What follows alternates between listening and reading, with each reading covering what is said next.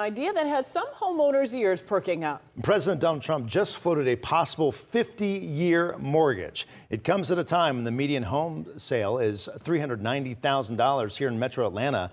But a longer loan may not be the answer to affordability. Atlanta News First reporter Joshua Skinner is live at 5 in Marietta for us. Joshua? Yeah, affordability is the big problem these days. Just give you a little example of what you're talking about in a stagnant home industry. This is a house here in Marietta off Roswell Road. It going for about $500,000. It's for sale. It's also for rent. It's been on the market for 192 days. That's 2,200 square feet. There's a lot of homes like this throughout Metro Atlanta, throughout the country. The median age for a first-time home buyer now, average age, 40 years old, up from 28 years old in 1991. The Trump administration looking to do something about it. And as you guys mentioned, they came up with that 50-year mortgage, but not everyone thinks that is actually going to make this more accessible. President Trump first pushed this idea on Truth Social.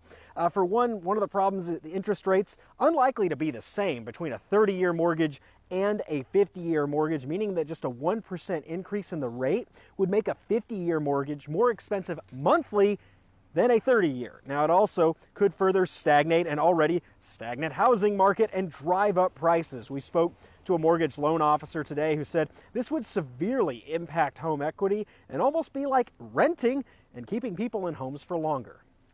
People are going to stay put for longer if they do a 50-year mortgage. They're not going to move around. We're going to have less people moving. That's not as good for the economy. When people move, that creates opportunities.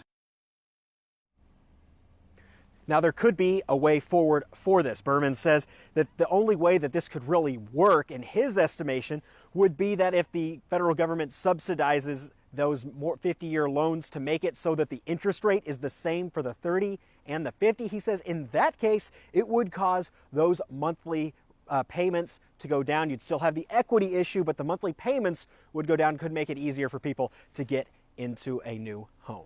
Reporting live from Marietta, Joshua Skinner, Atlanta News First. Yeah, there would be a lot to consider before someone signed on the dotted line. I looked at 50 years and said, oh my goodness. All right, Joshua, A lot of thank questions you. on this. Yeah.